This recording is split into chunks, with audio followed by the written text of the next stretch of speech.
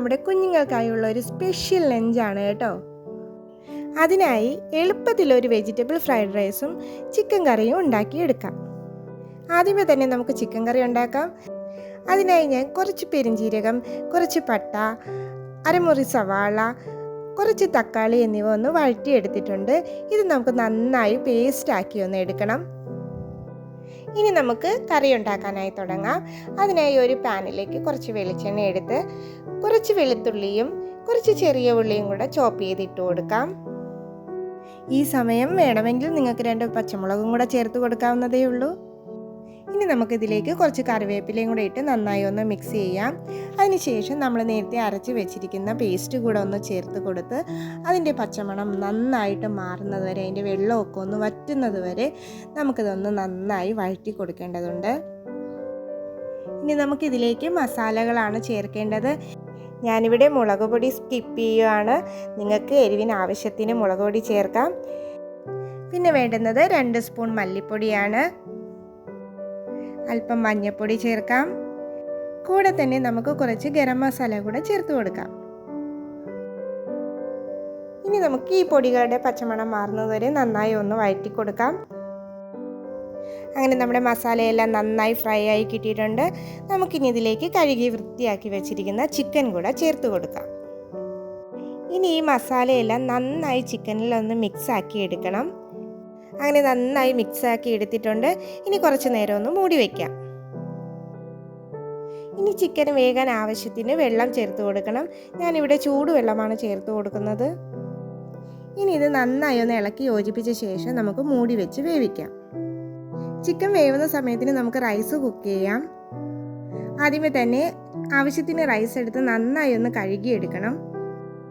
അരി നന്നായി കഴുകിയതിന് ശേഷം ഒരു 15 മിനിറ്റ് എങ്കിലും കുതിരാനായിട്ട് മാറ്റി വെക്കണം. ഈ സമയത്തിന് ആവശ്യത്തിന് വെജിറ്റബിൾസ് ഒക്കെ ഒന്ന് ചോപ്പ് ചെയ്തെടുക്കാം. ഞാനിവിടെ കുറച്ച് ഗ്രീൻ പീസും ക്യാരറ്റും സവാളയും എടുത്തിട്ടുണ്ട്. ഇനി നമുക്ക് റൈസ് ഉണ്ടാക്കാനായി തുടങ്ങാം. ഞാനിവിടെ കുക്കറിലാണ് നമ്മുടെ റൈസ് തയ്യാറാക്കുന്നത്. അതിനായി കുക്കറിലേക്ക് കുറച്ച് നെയ്യ് ഒഴിച്ചു കൊടുക്കാം. അത്ര തന്നെ വെളിച്ചെണ്ണ കൂടെ ഒന്ന് ഒഴിച്ചു കൊടുക്കാം. ഇതൊന്ന് ചൂടായി വരുമ്പോഴേക്കും പട്ട, ഗ്രാമ്പൂ, ഏലക്ക എന്നിവ ചേർത്ത് കൊടുക്കാം. കൂടെ തന്നെ കുറച്ച് പെരിഞ്ജീരകം കൂടെ ചേർത്ത് കൊടുത്തതിന് ശേഷം നന്നായി ഒന്ന് ഫ്രൈ ചെയ്തെടുക്കാം. ഇനി ഇതിലേക്ക് നമ്മൾ അരിഞ്ഞു വെച്ചിരിക്കുന്ന സവാള കൂടി ഒന്ന് ചേർത്ത് കൊടുത്ത് നന്നായി ഒന്ന് വഴറ്റിയെടുക്കണം. സവാള നന്നായി ഒന്ന് വഴറ്റിയെടുക്കണം. ഇപ്പോൾ സവാള നന്നായി ഒന്ന് വഴണ്ടി വന്നിട്ടുണ്ട്. നമുക്കിനി ഇതിലേക്ക് ക്യാരറ്റ് കൂടെ ചേർത്ത് കൊടുക്കാം.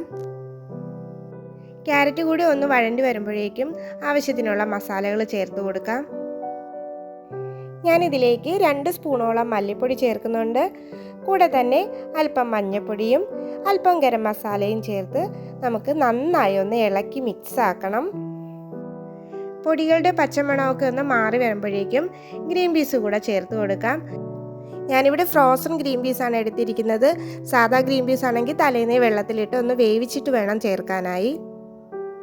ഇനി നമുക്കിതിലേക്ക് ആവശ്യത്തിന് വെള്ളം ചേർക്കണം. ഞാൻ 1 ഗ്ലാസ് അരിയാണ് എടുത്തിരിക്കുന്നത്. അതുകൊണ്ട് 2 ഗ്ലാസ് വെള്ളം ചേർക്കുന്നുണ്ട്. ഇനി നമുക്ക് ആവശ്യത്തിന് ഉപ്പ് കൂടെ ചേർത്ത് കൊടുക്കാം. ചോറും കൂടെ വേവുന്നതിന് ആവശ്യമായ ഉപ്പ് ചേർക്കണം. അതിനുശേഷം ഒരു അരമുറി നാരങ്ങ നന്നായി ഒന്ന് പിഴിഞ്ഞ് ചേർത്ത് കൊടുക്കാം.